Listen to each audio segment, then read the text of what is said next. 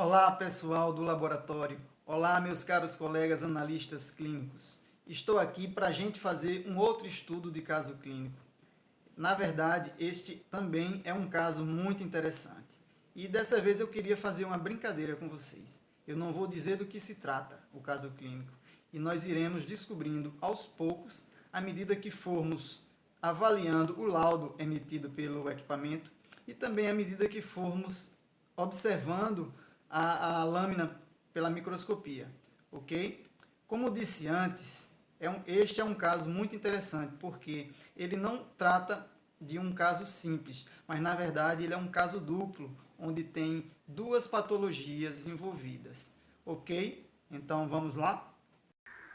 Bom, pessoal, este é o laudo, que foi liberado pelo aparelho quando nós passamos o nosso sangue nele, ou seja, a nossa amostra. Ele liberou este laudo. Vamos fazer uma avaliação geral deste laudo, observando cada dado que ele nos fornece. Avaliando o laudo, vamos observar primeiro o número de leucócitos. Observamos que este paciente apresenta uma leucocitose, ou seja, o número de leucócitos está um pouco alto, acima do valor de referência. A seguir, vamos observar a série vermelha, o eritrograma, e percebemos que este paciente ele também apresenta uma anemia, que está caracterizado aqui com a hemoglobina baixa, que está em 7,93, e o hematócrito que se encontra em 21,3. Seguindo, nós vamos ver o número de plaquetas. E podemos observar que este número está dentro dos valores de referência, que é até 450 mil. Então, concluímos que essa plaqueta está normal. Também observamos que o aparelho, lá do lado direito, lá em cima, ele liberou um flag ou advertência para bastões, que é esse band do inglês. Ou seja, ele está indicando que tem presença de bastões na amostra. Lógico que isso nós vamos confirmar ou não quando formos observar a lâmina. Ainda aqui neste laudo, na série vermelha, ele também nos deu um flag, advertência, para alguma alteração na morfologia da série vermelha. E também nós iremos confirmar ou não na avaliação da lâmina. Então, assim, nós concluímos a nossa avaliação prévia, a avaliação sumária do que o aparelho nos forneceu de dados. O que ele nos apresentou de informações quando nós submetemos a nossa amostra à leitura realizada pelo aparelho. Agora, o que temos que fazer é verificar na lâmina tanto o que o aparelho nos deu em forma de dados, verificar se realmente ele tem essa leucocitose, se apresenta os bastões que foram sugeridos pelo flag, pela advertência, e também se a série vermelha condiz com os índices hematimétricos que o aparelho nos forneceu. E ainda também devemos procurar na lâmina se existe alguma alteração de forma nessas hemácias, que também foram sugeridas pelo aparelho, pelo flag que o aparelho emitiu. Em relação às plaquetas, não vamos precisar dar tanta atenção, porque o número de plaquetas ele está dentro da normalidade. Mas mesmo assim, nós ainda devemos fazer uma verificação, mesmo que seja de forma superficial, vendo a quantidade de plaquetas que encontramos em cada campo, à medida que percorremos a lâmina, para a gente ter uma ideia se está dentro da normalidade realmente ou não, se difere do que o aparelho nos deu. Então, vamos adiante. Vamos dar uma olhadinha na lâmina, vamos ver o que realmente encontramos na lâmina, e aí prestem bastante atenção, porque como eu não disse antes do que se tratava, essa observação vai ser de muita importância para concluirmos de que se trata esse caso clínico. Espera aí que eu vou dar uma focalizadazinha aqui. Pronto, já consegui focalizar. Bom, já conseguimos ver algumas alterações na série vermelha que já são bem perceptíveis, Espera aí que eu vou dar um zoom. Vou tentar dar um zoom aqui para a gente ver melhor. Espera aí só um instante. Consegui aqui. Pronto. Agora vocês conseguem ver melhor, né? Nós podemos ver as alterações de série vermelha. Já encontramos algumas hemácias aí que não são normais, né? Também já podemos ver algumas alterações na série branca, né? Focalizando aqui, nós percebemos que tem muitos bastões, já dá para perceber que tem muitos bastões. Na série vermelha, observamos mais alterações. Série branca também, olha, mais bastões aparecendo. Vocês percebem que são bastões curtos. Bom, pelo que já vimos, né, já vimos aqui na lâmina, eu já sei do que se trata. E vocês? Já conseguiram identificar do que se trata o caso clínico? Já conseguiram perceber qual é o caso clínico? Então, do que se trata o caso clínico? Olha, aqui um eritroblasto. Esse neutrófilo ele está segmentado, mas percebam que é um pouco diferente do que encontramos na maioria dos segmentados. Olha outro aqui, né? Está segmentado, porém apenas em 2 lóbulos. O que posso adiantar é que realmente tem uma alteração de série vermelha, né? Bem perceptível, uma alteração importante, que, digamos de passagem, é uma alteração que somente com a presença dessa alteração nós já conseguimos definir o nosso caso clínico em relação à série vermelha, né?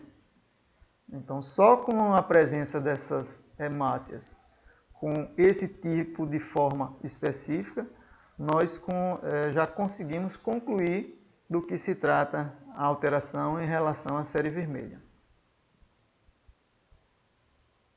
Mas também observamos uma alteração na série branca. E aí? Você já sabe do que se trata? Já conseguiu identificar que patologia nós temos diante do que encontramos nesta lâmina em relação à série branca? Lembrando que temos alterações que caracterizam uma patologia relacionada à série vermelha e temos também alterações nos leucócitos que caracterizam uma patologia ou anormalidade relacionada à série branca. É isso? Então, eu espero que vocês já tenham conseguido identificar. Mas aí nós vamos voltar lá para o PowerPoint para a gente chegar à conclusão desse caso. Bom, continuando, né? Como nós vimos lá na lâmina, eu vou trabalhar com algumas imagens aqui para a gente chegar à conclusão desse caso, né? Como vimos no vídeo e também estamos vendo nesta imagem, existe uma alteração que é bem perceptível na série vermelha. Uma alteração de forma que ela é importante, né? Que inclusive esta alteração já é suficiente para que consigamos fazer um diagnóstico. Apesar de que nós lembramos que hemograma é um exame básico que não é conclusivo, que não conclui o diagnóstico, ou seja, que nós precisamos de exames complementares para fechar esse diagnóstico. Mas nós vemos aqui na parte de cima do slide algumas hemácias em foice, né? Ou drepanócitos. E é sobre estas células que estou falando, né? Que nós precisaríamos de exames complementares para confirmar a anemia falciforme. Em relação à série branca, nós observamos aqui embaixo a presença de um bastão.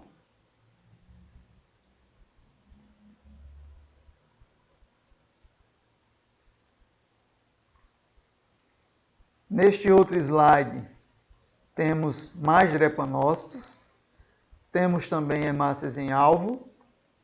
Em relação aos leucócitos, nós observamos outro bastão. Neste outro slide, novamente, outro bastão e junto com ele um neutrófilo bilobulado, ou seja, dividido em apenas 2 lóbulos. Também nós podemos observar mais drepanócitos e células em alvo.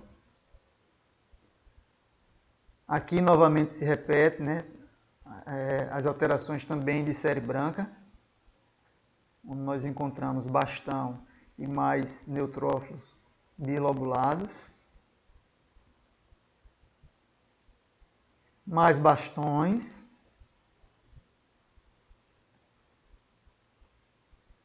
Aqui, novamente, mais um bastão e outro neutrófilo bilobulado.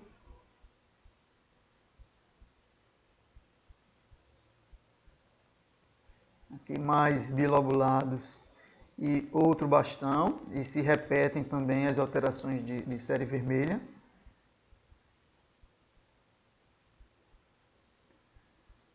Esses bastões também vocês estão vendo que, aliás, esses neutrófilos vocês estão vendo que são apenas bilobulados, ou seja, tem apenas 2 lóbulos. Aqui se repete, né? Outro bastão, observamos também aí um eritroblasto.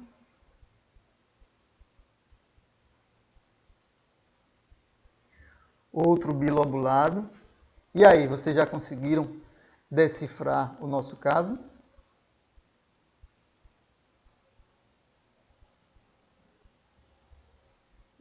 Esse bilobulado, vocês veem que ele tem uma forma que também é característica, que a gente chama de neutrófilo em óculos de mergulho, no formato de óculos de mergulho, que também é conhecido como o formato de pince-nez, que é aquele tipo de óculos um óculos que não tem perna, né, que a gente só encaixa no nariz, que é chamado de pince-nez. É um óculos da antiguidade, mas é característico nessa patologia.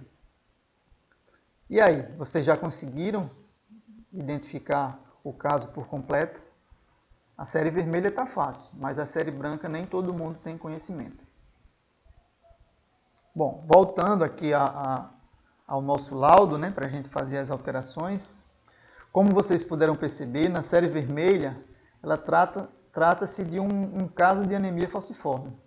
Como falei anteriormente, né, hemograma não conclui isto, mas como já é de paciente nosso e como as alterações estão muito características e também condizentes com os dados que o aparelho nos forneceu do eritrograma, porque como vocês viram, ele tem hematócrito baixo, que é condizente com a condição de anemia falciforme, nós podemos afirmar plenamente que é uma anemia falciforme. Mas em relação à série branca, né, conseguiram decifrar? Conseguiram perceber as alterações? Vamos continuar, né? Vamos começar pelo número de leucócitos, né? Tem a leucocitose, porém, em relação a essa anomalia de série branca, nem sempre é necessário ter leucocitose, né? Nós já encontramos essa anomalia até com um número já bem próximo do valor normal baixo. Encontramos em torno de 4, 5 mil, só que ele vai apresentar essa característica dos bastões e dos neutrófilos bilobulados. Vamos precisar eliminar essa diferencial que o aparelho nos deu. Por quê? Porque nós encontramos um grande número de bastões e aí a gente vai precisar eliminar essa diferencial e colocar a nossa contagem diferencial que nós conseguimos fazer através da lâmina. Então a nossa contagem diferencial foi essa daqui, né? 45 bastões, 26 segmentados, 21 linfócitos, 6 monócitos, um eosinófilo e um basófilo. Em relação a essa contagem, assim, o que eu posso acrescentar é que assim, alguns autores, eu já vi em alguns livros, quando fala dessa patologia, dessa anomalia que nós encontramos aqui, eles dizem que não deveríamos colocar como bastões, né?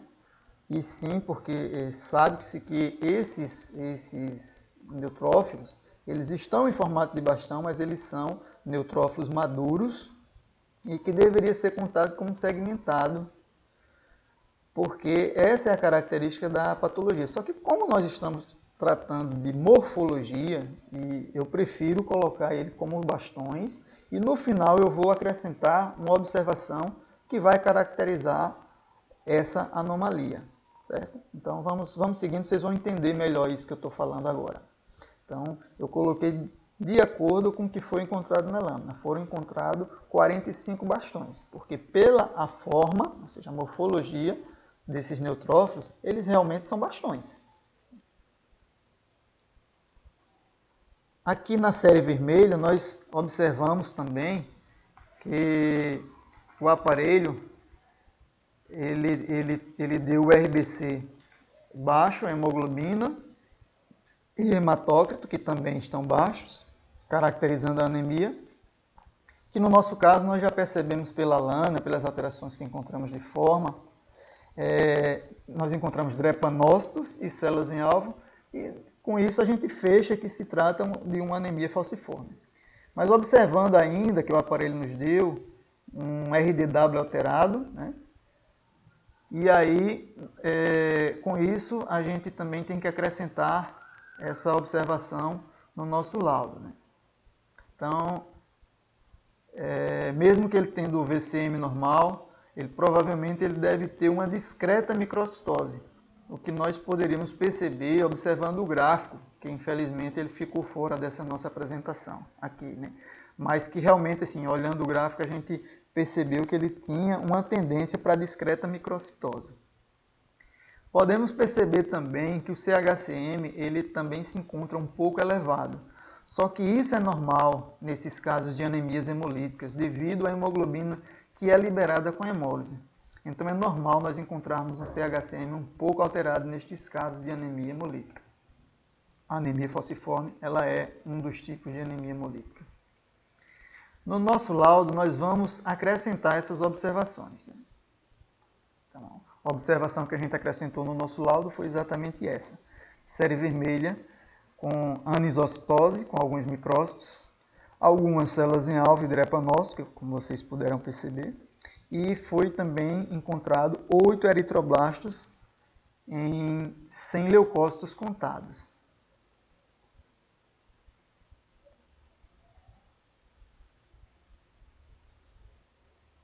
Este aparelho que nós utilizamos, ele tem um modo onde ele já faz uma correção do número de leucócitos, quando nós encontramos grande quantidade de eritroblastos. Por isso, nesse caso, né, nós não precisaremos fazer nenhuma correção no número de leucócitos, mas em determinados casos, com outros tipos de aparelho que não tem essa opção para já passar o sangue no modo de correção, né, que é o modo de hemácia resistente ou hemácia nucleada, e quando nós encontramos acima de 10 eritroblastos por 100 leucócitos, a gente precisa fazer essa correção.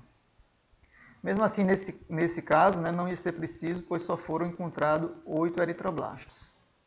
Mas em alguns casos de anemias hemolíticas, tanto de falciforme como outras, onde a gente encontra uma grande quantidade de eritroblastos, onde encontra em torno acima de 10, 15 eritroblastos, o ideal é que se faça uma correção do número de leucócitos, porque esses eritroblastos eles são contados pelo aparelho como leucócitos.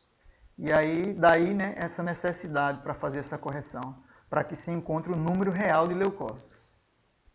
Em algum outro caso, que nós iremos mostrar posteriormente, provavelmente nós vamos ver algum caso que precise fazer a correção de leucócitos. E aí eu vou mostrar para vocês, né, como é que se faz essa correção. Não vou adentrar agora nesse momento para a gente não perder mais tempo. Seguindo aqui, né, ainda seguindo na elaboração do nosso laudo, que já estamos bem próximos de concluir, agora só falta a observação de série branca, né? E aí, vocês conseguiram chegar alguma conclusão? Conseguiram decifrar do que se trata o caso clínico em relação à série branca? Bom, aquela quantidade de bastões e a presença daqueles neutrófilos com apenas 2 lóbulos, que inclusive assim, é predomínio dos neutrófilos que são segmentados em apenas 2 lóbulos, o que quer dizer com essas alterações?